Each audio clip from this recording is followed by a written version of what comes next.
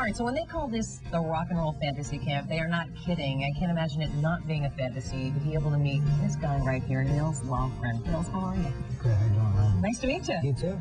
So what's the reaction been like so far from you? I mean, these guys are pumped, and they're learning and getting to meet and jam with, you know, someone who's considered to be the preeminent rock guitarist around. Really? Yeah, I mean, the E Street Band, come on. E Street Band, yeah, you can't argue with that.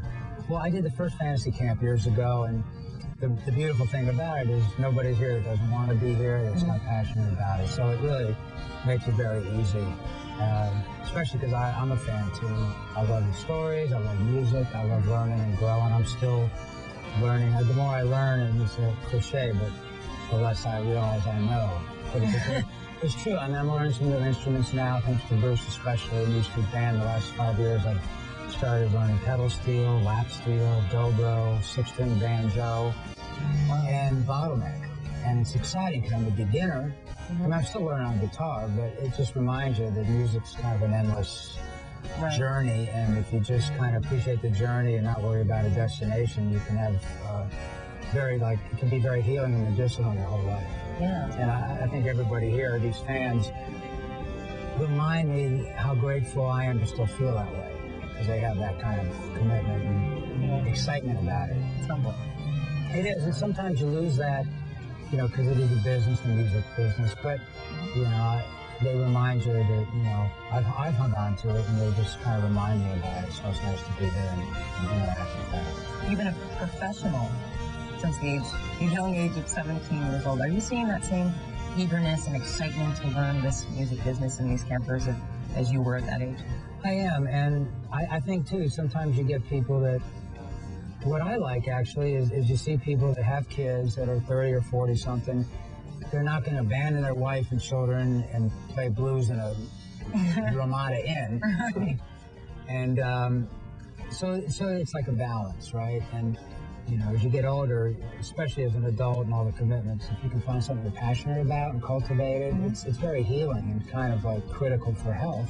Right. And I admire them all.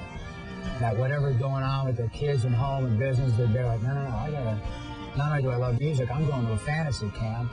And I mean, just like a baseball thing or something, but especially here, I've been going to different rooms, and it's really a chance to learn a lot and grow pretty quickly. And whatever they get here, they'll take home and use, hopefully, you know, for the rest of their life. Oh, believe me, I've seen the looks on their faces when we walked into the room. It's pretty amazing. I don't think they'll soon forget it. Well, it's cool. You know, when I started, I knew at 17, I mean, it's 36 years ago, I hit the road.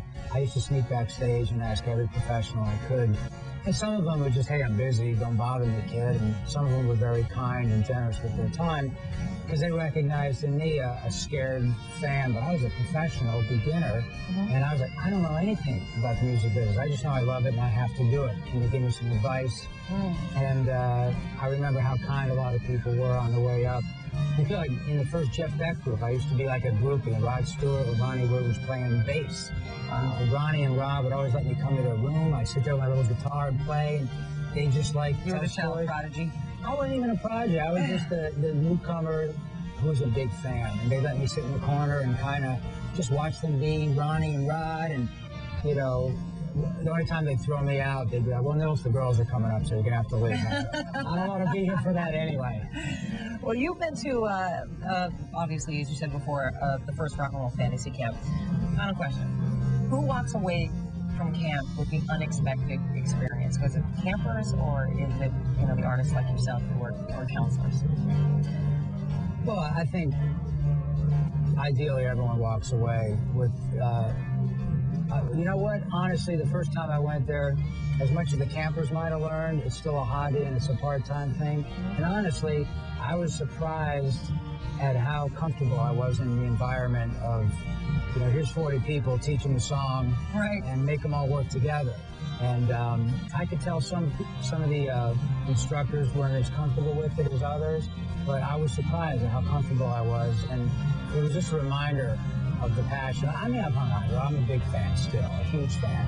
And, you know, music's very healing and medicinal to me. So even today, just to come back and be reminded of how important it is to others, just kind of keeps the flame going in myself. So I would guess these instructors are probably getting as much or more out of it than the actual campers. Yeah, I would have to agree with you talking to them all too. Nils, it's a busy schedule. I gotta let you go, but thank you so much for hanging out with us here. Appreciate it. Thank you so much. Thank you. VH1 Classics coverage of the Rock and Roll Fantasy Camp will continue this hour, so please don't go anywhere.